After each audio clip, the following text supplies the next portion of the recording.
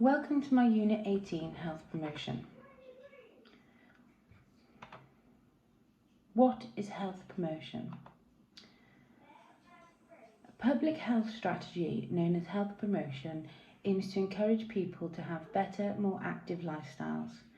Additionally, health promotion can help people learn how to prevent risks and diseases by educating them. Since there are numerous preventative measures and illnesses that can be prevented, or the likelihood of contracting certain illnesses can be decreased, with the proper preparations, health promotion appears to be highly useful. The main idea and focus on promoting good health and people taking charge of their own health. Health promotion tactics and goals may vary in England, Wales, Scotland and Northern Ireland. Additionally, health promotion can be a very effective method for easing the burden on the NHS. Many people will use the NHS services to address minor symptoms that they may easily treat by resting or purchasing over-the-counter medications from a pharmacy. The goal of England's yearly flu campaign is to increase vaccination rates, which will decrease the number of influenza-related hospital admissions.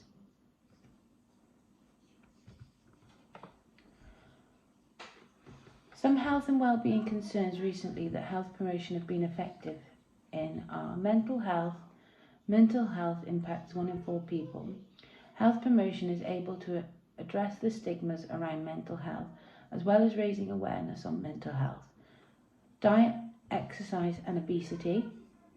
Obesity is high rise in the UK, and type 2 diabetes is highly linked to the lack of exercise, poor diet.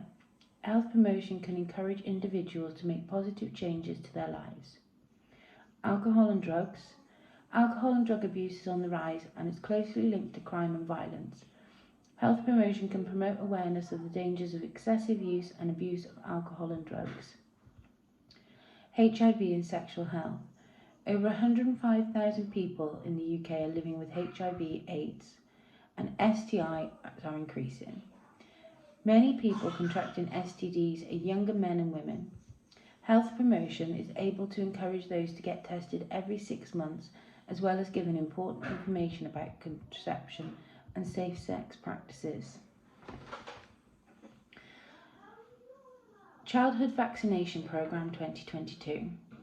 Launched in February 2022, a new campaign from the Office of Health Improvement and Disparities and the UK Health Secretary Agency will encourage parents to get their children vaccinated against measles, mumps and rubella. The campaign takes a multi-channel approach using radio, out-of-home PR and partnerships to reach out to parents and carers of 0 to 5-year-olds. The goal is to boost parents' confidence that getting the children vaccinated is the right thing to do by dialing up the risk of measles and mumps and rubella. 2 doses of a single injection of the MMR vaccine administered into the upper arm or thigh muscle. To guarantee complete protection, the vaccination must be administered twice. The MMR vaccine is very effective. After 2 doses, around 99% of people will be protected against measles and rubella. Around 88% of people will be protected against mumps. People who are vaccinated against mumps but still catch it are less likely to have serious complications or be admitted to hospital.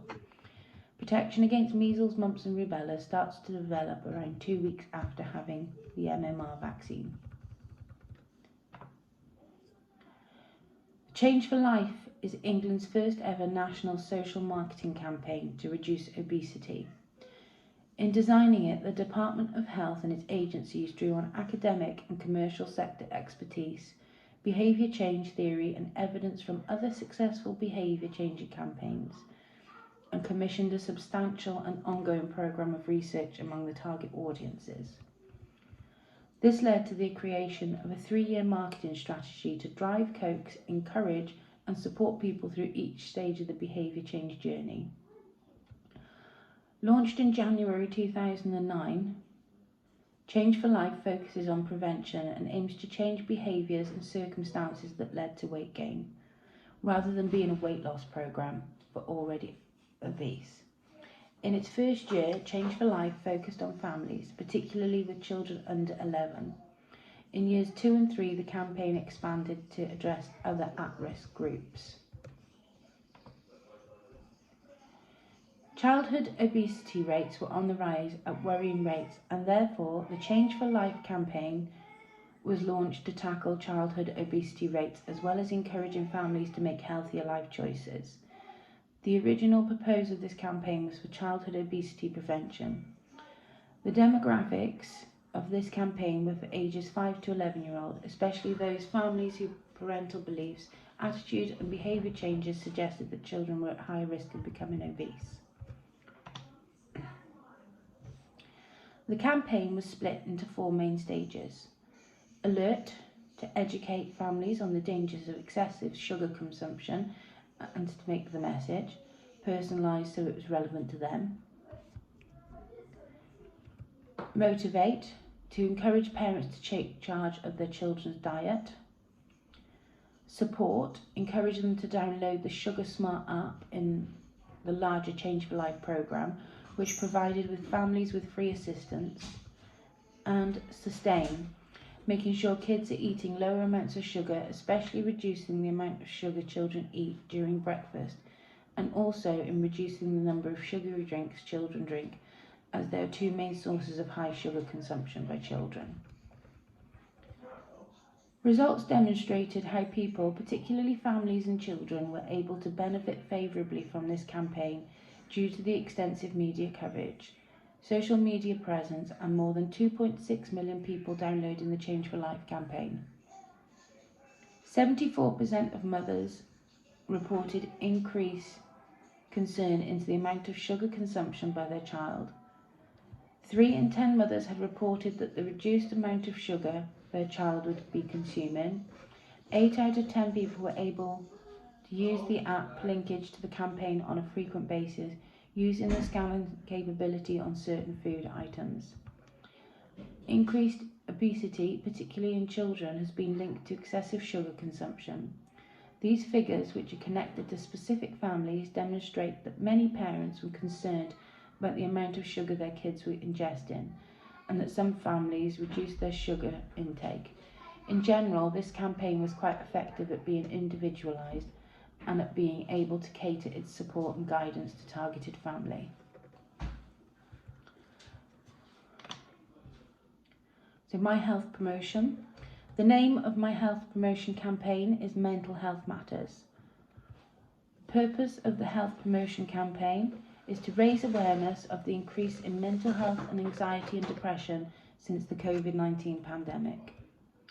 Resources chosen for the Health Promotion campaign are social media, television adverts, billboards, posters, leaflets, website and a text alert system.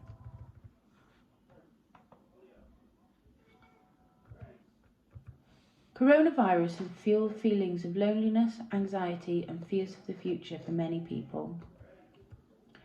We heard from almost 12,000 people across England and Wales and found around a third of adults and young people said their mental health had got much worse since March 2020. 58% of people receiving benefits said their mental health was poor. 88% of people said loneliness made their mental health worse during the pandemic.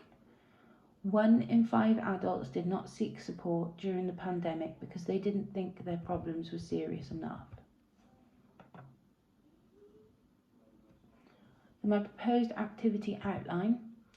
The proposed activity would be to encourage those suffering with mental health issues, depression, anxiety or loneliness onto a walking and talking group. Walking provides the best of both worlds, offers physical benefits of exercise whilst also boosting your emotional well-being. In fact, walking regularly can help ease symptoms related to chronic mental health conditions like anxiety or depression. Participants would be invited to walk and talk with other people that have had a decline in their mental health, and after exercise the opportunity to sit down in a venue and have a hot or cold drink. Participants would be welcome on their own or with a friend, and if the thought of attending alone was overwhelming. This would run year round. There are numerous benefits of walking. Some of the most common include improved sleep, better endurance, stress relief, improvement in mood, increased energy and stamina, reduced tiredness that can increase mental alertness, weight loss, reduced cholesterol and improved cardiovascular health. Rationale for the proposed activity.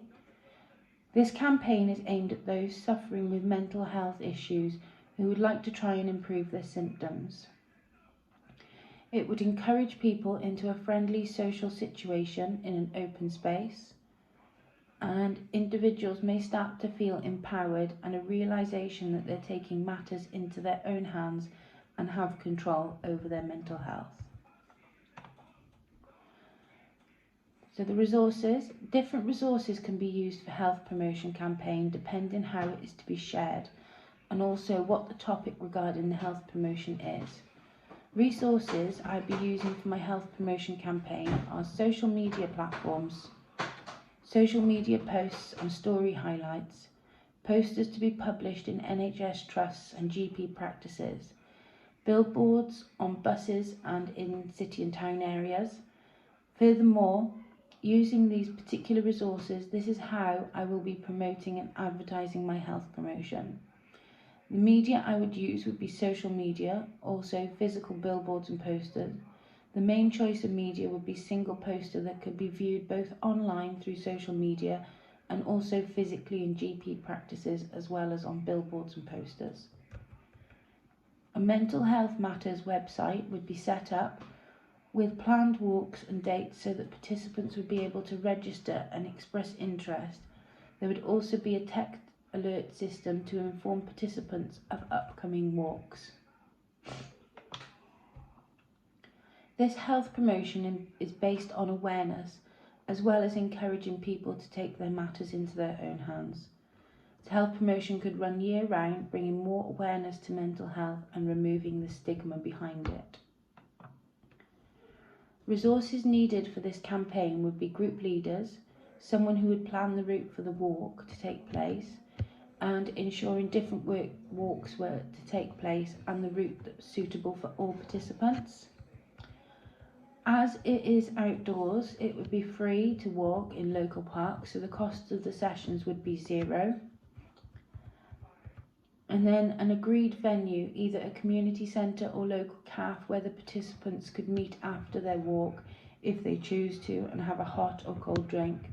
This would require money if it was a cafe or a donation if it was a community centre.